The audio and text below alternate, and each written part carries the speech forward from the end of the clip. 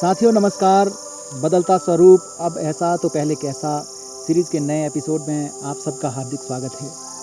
आज के इस एपिसोड में हम बात करेंगे अश्विन संक्रांति अर्थात शायर संक्रांति त्यौहार की और जानेंगे इस त्यौहार की परंपराओं के बारे में और इन परंपराओं में समय के साथ होने वाले बदलावों के बारे में।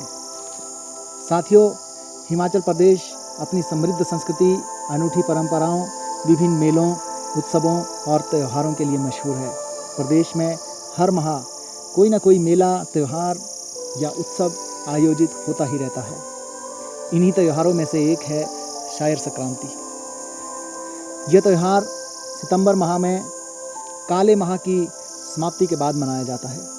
कुल्लू, कांगड़ा, मंडी, हमीरपुर, बिलासपुर और सोलन सहित प्रदेश के अन्य ज़िलों में यह त्यौहार काफ़ी धूमधाम से मनाया जाता है।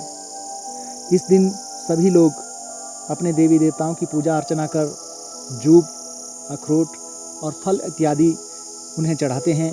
घर के सभी सदस्य बुज़ुर्गों को जूब देते हैं तो बुज़ुर्ग उन्हें अखरोट देते हैं। घरों में अनेक प्रकार के पकवान, सिड्डू, खीर, गुलगुले, चिलड़ू आदि भी इस दौरान बनाए जाते हैं।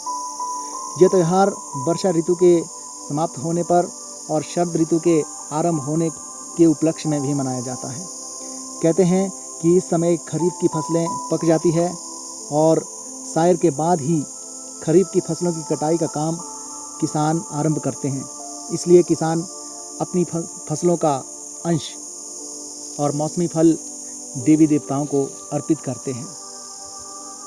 साथियों, काले माह के बाद जूब क्यों दी जाती है और इसका क्या महत्व है, आइए इस पर बात करते हैं और जानते हैं।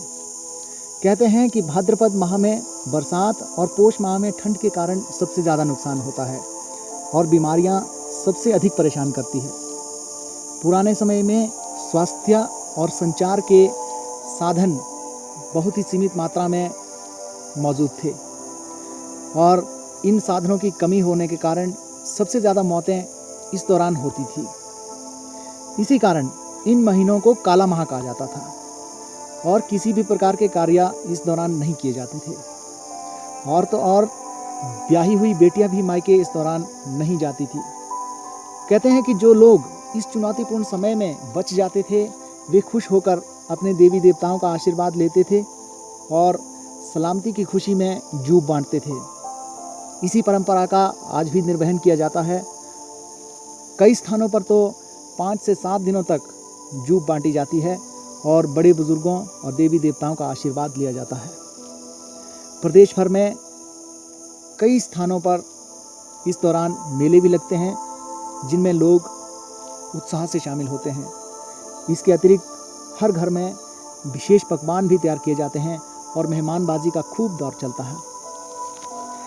आइए बात करते हैं इसकी उन परंपराओं के बारे में जो समय के साथ साथ बदलती जा रही है और नया रूप ले रही है। साथियों, समय के साथ शायर संक्रांति का त्यौहार भी कई स्वरूप बदल चुका है। बुजुर्ग कहते थे कि जब पहले घरों में बुजुर्गों को जूब छोटे सदस्यों द्वारा दी जाती थी तो बुजुर्ग उन्हें वापसी पर अखरोट भेंट में देते थे, लेकिन अब ये परंपरा समाप्त हो रही है और अखरोट की जगह पैसे ले रहे हैं।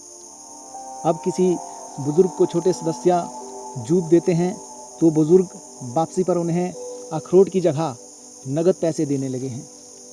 इसका कारण यह है कि अखरोटों की संख्या में अब कमी आई है, इसका उत्पादन कम हो गया है और अखरोट मिलने बहुत मुश्किल हो गए हैं। पहले जूब बांटने के बाद हर गली चौराहे या किसी घर के आंगन के कोने पर बच्चे अखरोट से खेलते हुए नजर आते थे। इसमें खिलाड़ी ज़मीन पर बिखरे अखरोटों को दूर से निशाना लगाते हैं। अगर निशाना सही लगे तो अखरोट निशाना लगाने वालों का होता है। लेकिन इस तरह के खेल भी अब देखने को नहीं मिल रहे हैं और इसकी वजह भी अखरोटों की कमी है। प्रदेश के कई ज़िलों में सैरी पूजा के तहत एक थाल में गेहूं, उसके ऊपर मक्की, धान की बालियां, खीरा, अमरूद, गलगल आदि ऋतुफल और उसके पत्ते रखकर पहले पूजा की जाती थी, लेकिन समय के अंतराल के साथ साथ यह परंपरा भी अब समाप्त होने के कगार पर है या बहुत कम हो गई है। कुछ स्थानों पर गांव का नाई सुबह होने से पहले हर घर में सैरी माता की मूर्ति के साथ जाता था और लोग उसे अनाज, पैसे और सुहागी चढ़ावे के रूप में देते थे, लेकिन यह परंपरा भी अब समाप्त होने के कगार पर है। कई लोग अब सैरी माता के स्थान पर गणेश जी की मूर्ति की पूजा करने लगे हैं और ये परंपरा कुछ ही स्थानों पर होती है या फिर बिल्कुल समाप्त हो चुकी है। पहले बच्चों द्वारा अपने परिवार और रिश्तेदारों के साथ साथ गांव के हर घर में जाकर बुजुर्गों को जूप बांटी जाती थी और बुजुर्गों का आशीर्वाद लिया जाता था, लेकिन अब धीरे धीरे यह परंपरा भी खत्म हो रही है। नई पीढ़ी के लोग अपने परिवार या करीबी रिश्तेदारों को तो जूप ज़रूर बांटते हैं, लेकिन गांव के हर घर में जाकर जूप बांटने की जो परंपरा है वो लगभग समाप्त हो गई है। कुछ स्थानों पर पहले सायर संक्रांति के मौके पर राखियां भी तोड़कर सैरी माता को चढ़ाई जाती थी, लेकिन जहां पर ये परंपरा होती थी वहां ये परंपरा भी अब कम होने लगी है। सायर संक्रांति का त्यौहार अभी भी निसंदेह हिमाचल प्रदेश में हर्षोल्लास के साथ मनाया जाता है, लेकिन इसकी कई परंपराएं या तो समय के साथ समाप्त हो गई है या इनका स्वरूप बदला है। साथियों, आज के इस एपिसोड में फ़िलहाल इतना ही। सीरीज़ का हिस्सा बनने के लिए चैनल को लाइक और सब्सक्राइब ज़रूर करें।